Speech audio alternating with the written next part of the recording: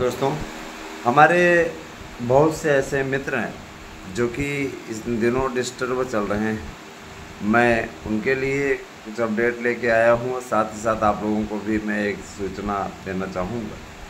देखिए, निराशा का दौर वास्तव में आपके लिए चल रहा है, इसमें कोई दो राय नहीं है। लेकिन आप जब निराश आपको हम उस समय नहीं होने दिए जिस समय आयोग का गठन भी नहीं हुआ था, सिर्फ मेंबर और अध्यक्ष के लिए आवेदन भर चल रहा था, तो अभी कैसा निराशा? इसमें निराश होने की क्या ज़रूरत? आप स्वयं सोचिए कि निराश होने से अगर मैटर सॉल्व हो जाते तो यकीनन निराश होकर ही काम चलाया जाता। जाहिर सी बात है कि निराश होने से तो कोई मैटर सॉल्व होने वाला है नहीं, है ना। मैं बताना चाहूँगा कल की एक न्यूज़ जो कि छपी हुई थी, कई मित्रों ने हमारे पास में मैसेज भी किया, भेजा भी कि महाकुंभ के बाद जाकर के भर्तियाँ शुरू हो सकेंगी, ऐसा अमर उजाला न्यूज़पेपर में दिया हुआ है।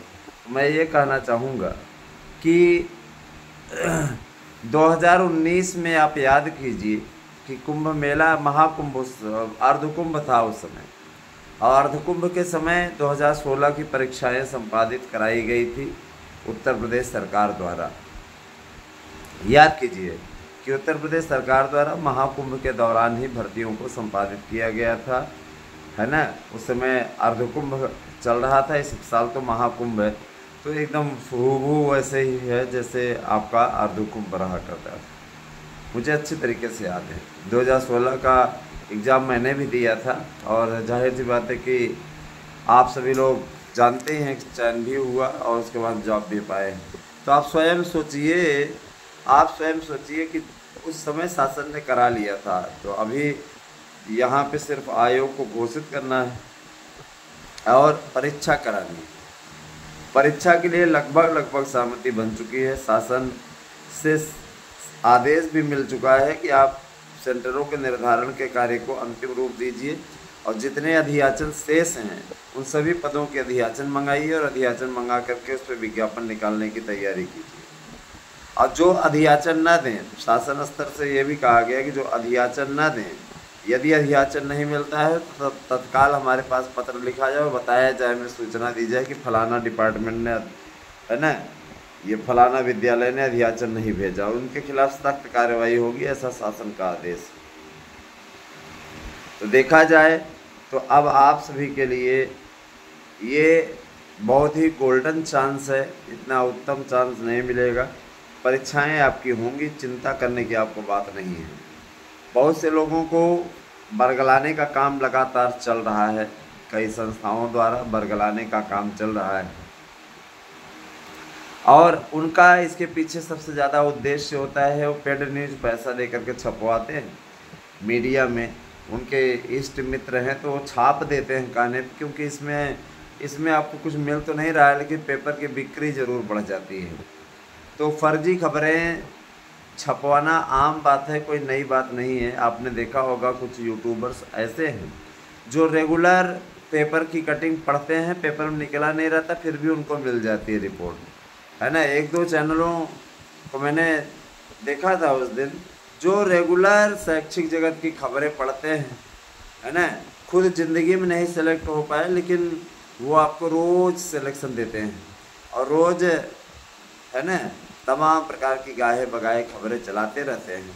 ये पेपर में ये दिया है, ये युवा लंच वाला मिला, ये, है ना, खान मिला, ये इसने ये किया, उसने वो किया।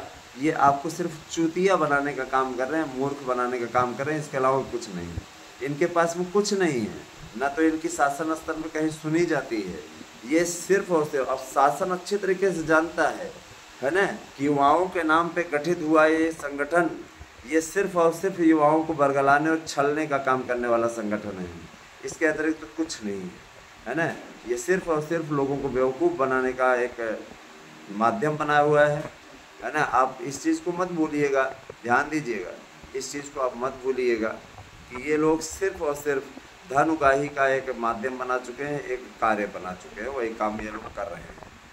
ठीक है, कभी कभी गाहे बगाहे रास्ते में मिल जाते हैं तो नज़र नहीं मिला पाते, इनकी ये औकात है, जान लीजिए। समझ रहे ना, ये जब मिलते हैं तो इनकी इतनी औकात नहीं रहती कि नज़र मिला सकें। और तो और ये सिर्फ और सिर्फ आपको बेवकूफ़ बनाने की कोशिश कर रहे हैं। अब इस समय आपका है ना, प्रतियोगियों के बड़े हितैषी बनने वाले लोग नज़र नहीं आ रहे हैं, जो लोक सेवा आयोग पे जाके कभी माथा रगड़ने की बात करते थे और जा करके कैलेंडर निकलवाने की बात करते थे। क्यों? क्योंकि उन्हें अच्छी तरीके से हिदायत दे दी गई कि आपकी किसी बात को नहीं माना जाएगा। शासन अपने स्तर से कार्यवाही कर रहा है, जा करके मिल लें, निकलवा दें। अब नहीं आ रही वीडियो। इस प्रकार के लोग सिर्फ आपको बरगलाने और बेवकूफ़ बनाने का काम कर रहे हैं। नेतृत्व करेंगे कौन नेतृत्व करेगा? इनके में नेतृत्व करेंगे, है ना, यादव, इनके में नेतृत्व करेंगे मुसलमान। इन दोनों का ही इस समय इनके नेतृत्व को शासन मानने को तैयार नहीं है ना।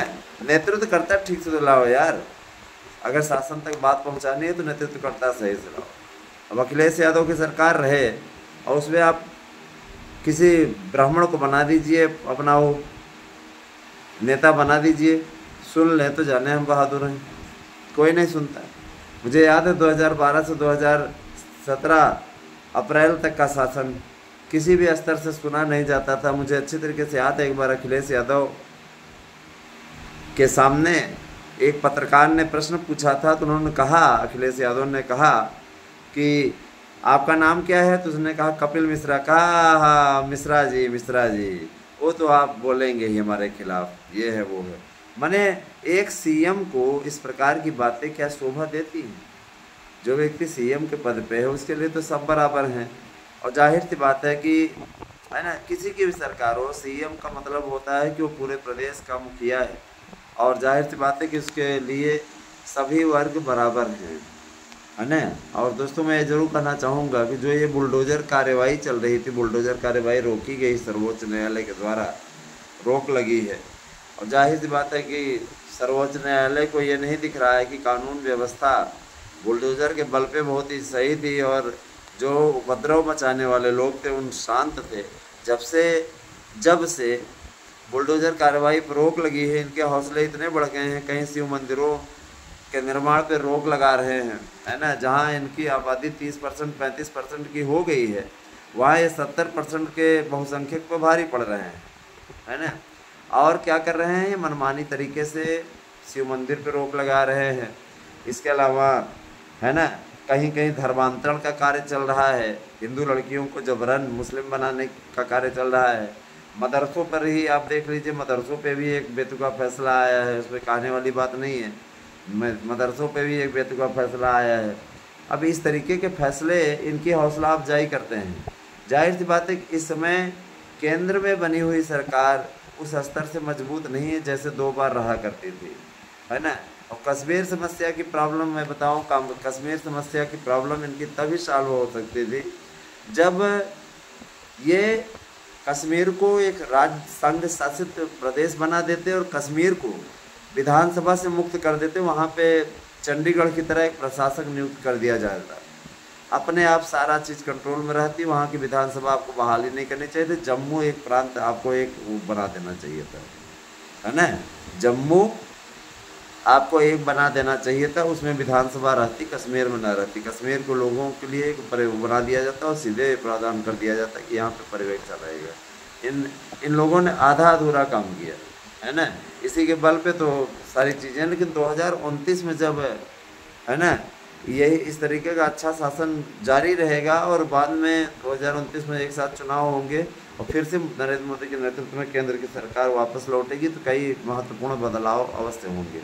आज तो एक जेपीसी के मुद्दे पर देख रहे हैं कितना वो हल्ला हो रहा है। वक्फ बोर्ड कानून जो कि अवैध रूप से ज़मीन और कब्जे के मामले का कानून है, उस पर भी नौटंकी हो रही है। ये सारी चीज़ें हैं। बहरहाल हम आप लोगों को ये ज़रूर बताना चाहेंगे कि भर्तियों की रफ्तार तेज़ होने वाली है, भर्तियों का कैलेंडर आने वाला है, घबराने की ज़रूरत नहीं है। जो भी लोग अनर्गल प्रलाप कर रहे हैं उन सब की बोलती बंद हो जाएगी। बस आने वाले दिनों का इंतज़ार कीजिए। रही बात ये कि देखिए दोस्तों, हमारे पास भी जो अपडेट मिलती है वही आपको ले आके देते हैं, है ना। और मैं आपसे बार बार कहूँगा कि हमारी न्यूज़ इसीलिए सटीक रहती है क्योंकि हम आप तक सबसे सटीक और सबसे सही न्यूज़ ले आकर के देते हैं।